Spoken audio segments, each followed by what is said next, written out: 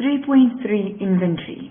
When we mention inventory, we are referring to the trading stock that is bought by a business with the intention of selling it again at a profit. In grade 11, you learned that a business can record the amount of inventory on hand either by means of the perpetual inventory system or by means of the periodic inventory system. If the perpetual inventory system is used, the inventory account is always debited when the inventory levels increase and credited with a cost price when inventory levels decrease. The balance of the inventory account therefore always reflects the balance of the inventory that should be on hand. However, a physical inventory count should be done at the end of the accounting year to determine the actual balance of trading stock on hand. If the periodic inventory system is used, no continuous records of the increase or decrease of inventory is maintained. When goods are purchased, the purchase account is debited. When goods are sold, only the selling price is recorded. At the end of the financial year, a physical stock taking will reveal the value of the unsold stock or closing stock. This closing inventory is used to calculate the cost price of the goods that were sold during the year. All organizations, irrespective of which inventory system is used, must still conduct a physical inventory count. This physical inventory count contains two aspects: determination of the physical quantities of inventory on hand and ascertaining the value of the physical quantities in the inventory on hand. 3.3.1 Calculation of the value of closing stock. During the financial year, different prices are paid for goods purchased. At the end of the year, only a portion of the inventory will be left, and this portion will not necessarily have been purchased at the same price. It is thus clear that a problem arises in respect of the value at which inventory must be shown in the financial statements. A decision must be taken as to which of the different prices paid for the inventory during the year would be shown as the cost price for the remaining inventory. The choice made should be the one that brings with it the most realistic determination of profit. However, in terms of IFRS, inventory must always be shown at the lower of cost and the net realizable value. There are three methods which are generally used to determine the value of inventory on hand at the end of the financial year. The first in, first out method, known as FIFO, weighted average method, or specific identification method. Number 1, first in, first out method, FIFO. This is a very simple method whereby costs are allocated on the basis that whatever goods were bought first will also be sold first, and that the closing inventory will therefore consist of the last inventory purchased. 2, weighted average method. When this method is used, it is important to differentiate between whether the business is using the periodic or the perpetual inventory system. If the periodic inventory system is used, the weighted average cost of every item is calculated by merely dividing the total cost of the items bought during the period by the number of items purchased. The number of items in the closing inventory is then multiplied by the weighted average to calculate the total value of the closing inventory. If the perpetual inventory system is used, a new weighted average must be calculated every time new inventory is purchased. The cost of sales account is debited by the new weighted average of inventory every time inventory is sold. 3, specific identification method. This is the method that you have used up to now, and it is the easiest method. The specific cost price of every item that forms part of the closing stock is provided, and the stock must be shown at those given in prices. Exercise 3.6. Power traders sells one type of generator. They use the periodic inventory system and the first in, first out method of inventory valuation. Required 3.6.1. Calculate the value of the closing stock on 30 June 2025 by using the FIFO method of inventory valuation. 3.6.2. Calculate the gross profit for the year ending 30 June 2025. And 3.6.3. Calculate the number of units that are missing. Information 1, the following figures are available in regards to inventory: the balance on 1 July 2024, the number of units, the cost per unit. The balance on 30 June 2025, the number of units, the cost per unit not given. The total cost needs to be calculated. Purchased during the year 380 units. On 1 September 2024, 160 units. 1 March 2025, 140 units. And 1 May 2025, 80 units. The cost per unit and the total costs are given. Number 2, customs duties of 110 Rand per unit was levied on all new purchases during the year. The selling price is 8,000 Rand per unit. During the year, 258 units were sold.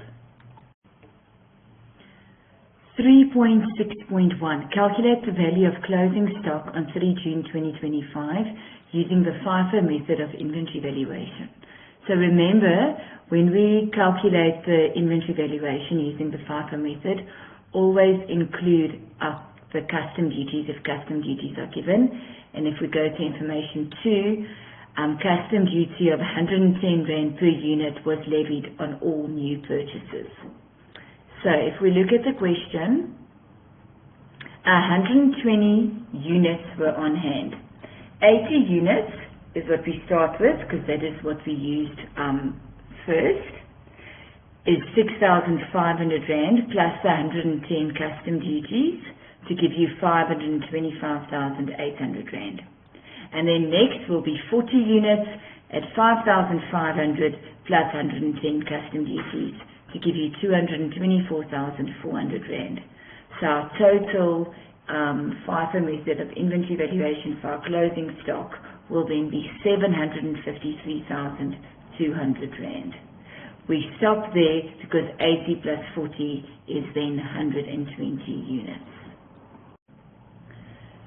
3.6.2, calculate the gross profit for the year ending 30 June 2022. You must always remember how to calculate your cost of sales. This is a formula that you need to study, and you also studied this in grade 11. It's your opening stock plus your purchases plus your custom duties minus your closing stock. So our opening stock is 70,000 Rand. Our purchases is 1,930,000 Rand given, and our custom duties is 380 units that we purchased at 110 Rand per unit for customs, and then we minus our closing stock of 753,200 Rand also given, and then our cost of sales will be 1,288,600 Rand. For the selling price, we sold 258 units at 8,000 Rand, according to information 3, to give you 2,064,000 Rand. So the gross profit is your sales minus your cost of sales.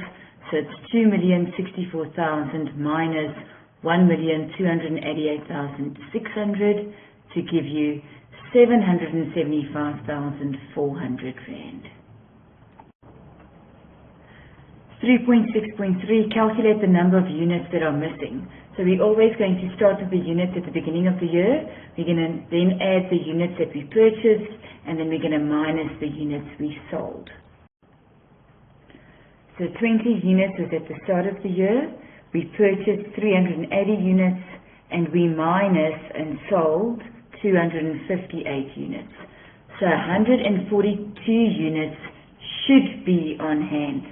But then if we read the question, only 120 units is shown as our physical inventory count as our closing balance on hand. Then 22 units is missing. Exercise 3.7. Grey stores sells only school bags. They use the first in, first out method in inventory valuation. Required. 3.7.1. Calculate the value of the closing stock on 30 June 2025. 3.7.2. The store suspects that bags are being stolen. Provide calculations to support the suspicion. And 3.7.3, the owner is concerned about the quantities of stock on hand. Calculate how long the closing stock is expected to stay in the business. State one problem associated with holding too much inventory and one associated with holding too little inventory. Information 1, they give us the opening stock and closing stock units, the unit price and the total for our opening stock, but we need to calculate the total for our closing stock. Purchases, returns and deliveries is also given for September, December, January and June, and then our returns. 3, sales during the year, 3,050 bags were sold at 4,200 Rand each.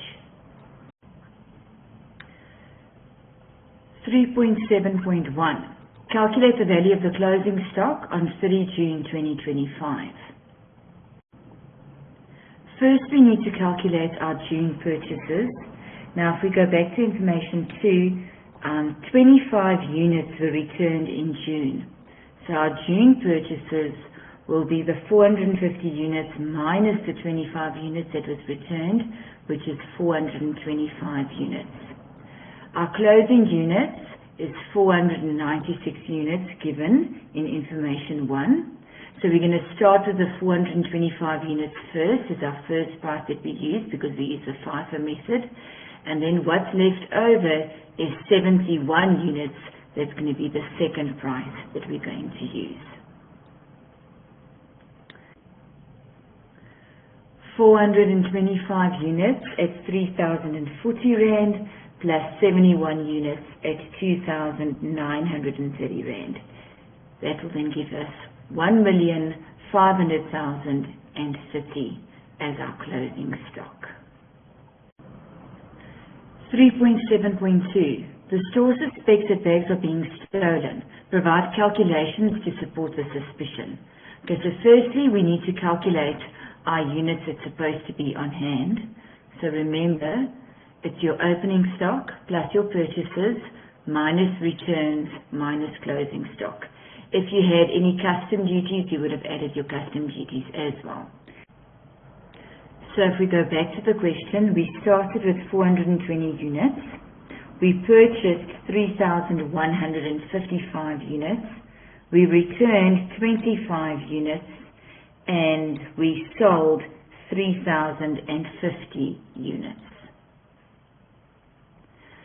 So our closing stock should be 500 bags that's supposed to be on hand. But only 496 bags are on hand, thus 4 bags were stolen. 3.7.3. The owner is concerned about the quantities of stock on hand. Calculate for how long the closing stock is expected to stay in the store.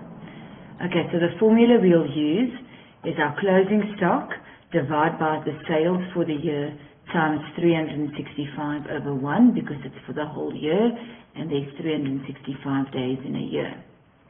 So my closing stock is 496 units and the stock that we sold was 3,050 units. If we times that by 365, we get 59.4 days.